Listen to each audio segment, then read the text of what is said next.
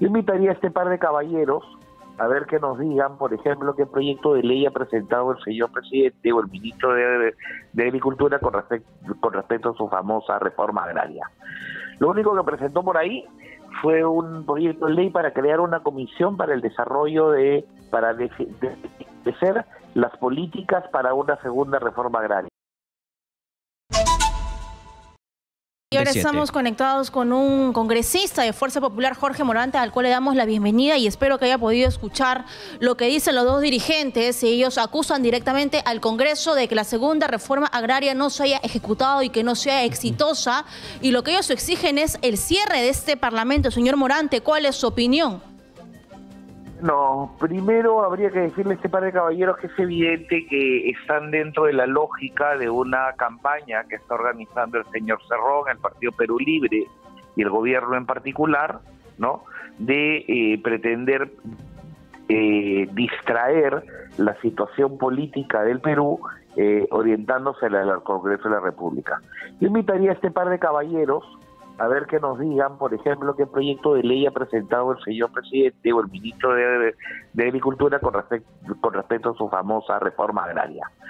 Lo único que presentó por ahí fue un proyecto de ley para crear una comisión para el desarrollo para establecer las políticas para una segunda reforma agraria. Es decir, no tenían ni la menor idea de qué era lo que querían plantear como su segunda reforma agraria.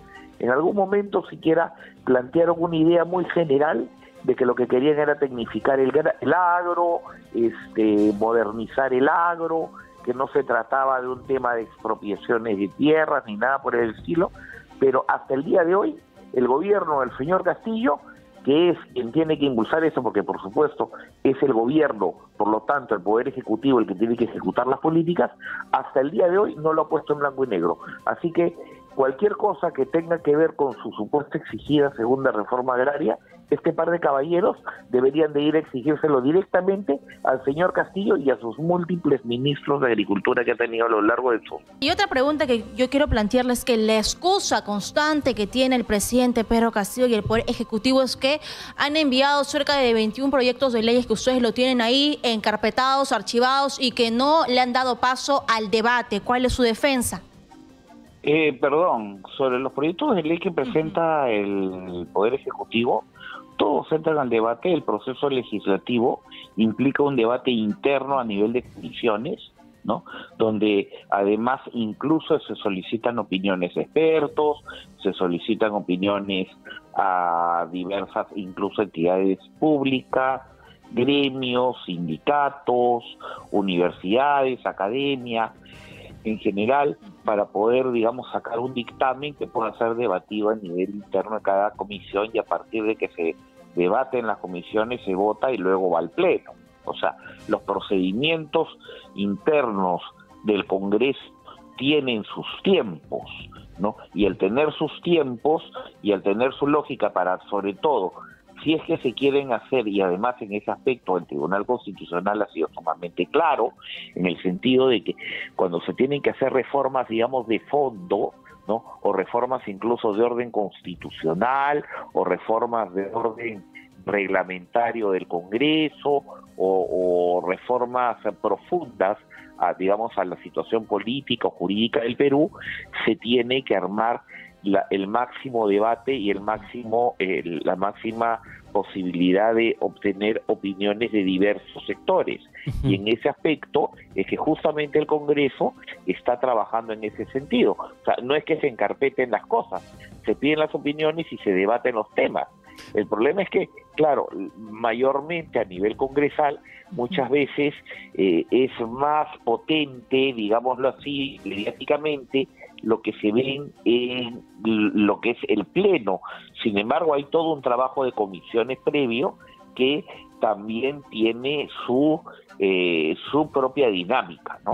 Pero ahora, congresista Morante, ¿y cuál es su opinión respecto a lo que publicó en su red social de Twitter el congresista Guido Bellido, expresidente del Consejo de Ministros, respecto a lo que viene pasando en Cuajone, en Moquegua, y lo que sucede con la minera Las Bambas? Y Bellido lo que mencionó es que la coyuntura misma se presta para que el gobierno nacionalice estas empresas mineras. No lo dijo en esas palabras, pero es básicamente el mensaje que dio a través de su red social.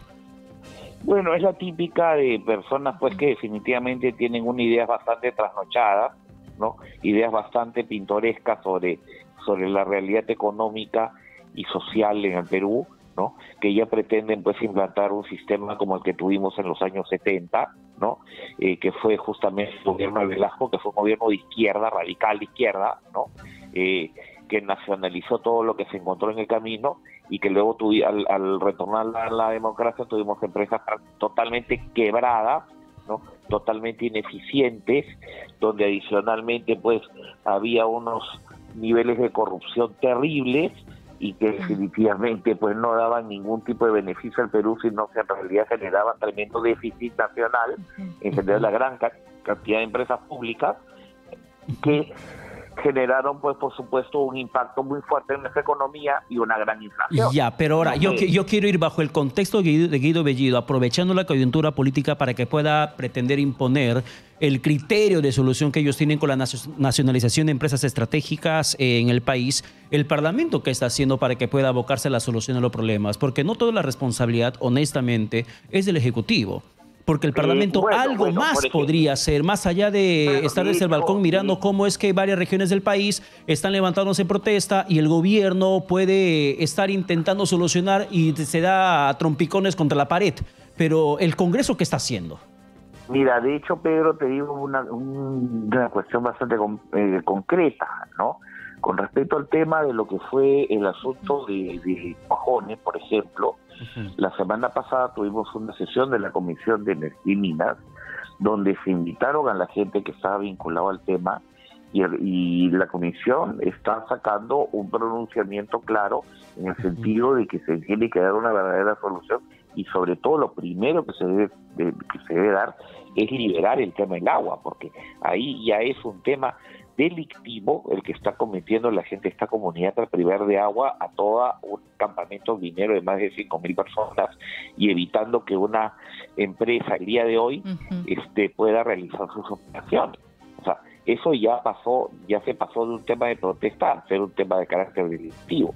Lamentablemente el Congreso de la República, por mucho que la gente piense, el Congreso de la República no tiene capacidad de acción directa sobre este tipo de cosas.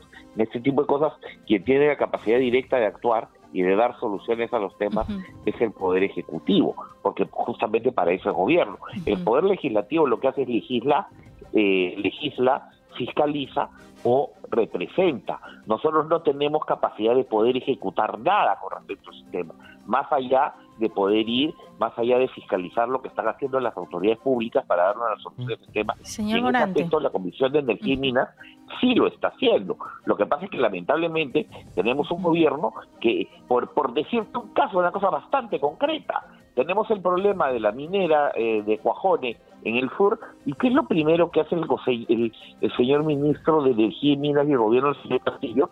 Designar como director general de minería en el Perú a un señor que era un dirigente de mercados en Huancayo. O sea, si tú pones a una persona de ese tipo en un puesto que se supone que debería estar ahí para darle solución a los problemas mineros, a un tipo que tiene 0.0 experiencia en el cargo, que no tiene ninguna capacidad para poder ejercer ese cargo, ¿qué soluciones puedes encontrar a este tipo de problemas? O sea, señor Morante, yo creo que hay que ser prudentes también, ¿no? Así es, pero pues hay un tema que me preocupa mucho. Según usted, pues al inicio ha dicho que esta movilización pareciera promovida por un grupo político, pero también recordamos que el año pasado el otro lado estuvo también promoviendo una movilización, en este caso con los transportistas. Recuerdo el chat de la cofradía, entre ellos uno que otro, pues apellido José Luis Silva Martinot. Entonces estamos viendo que ambos bandos, porque pareciera que estamos divididos en ambos bandos, están promoviendo y pagando marchas y en el medio estamos los peruanos. ¿Qué nos puede responder frente a eso? Bueno, el pequeño problema, mi querida señorita, es que en el caso actual se trata de personas que están vinculadas al gobierno y lo está actuando el gobierno directamente con, obviamente, el manejo, con todo el poder que puede manejar el Poder Ejecutivo, evidentemente incluso con capacidad de movilización de personas y todo lo demás, ¿no? Que ellos sí tienen recursos para poder mover este tipo de cosas, ¿no?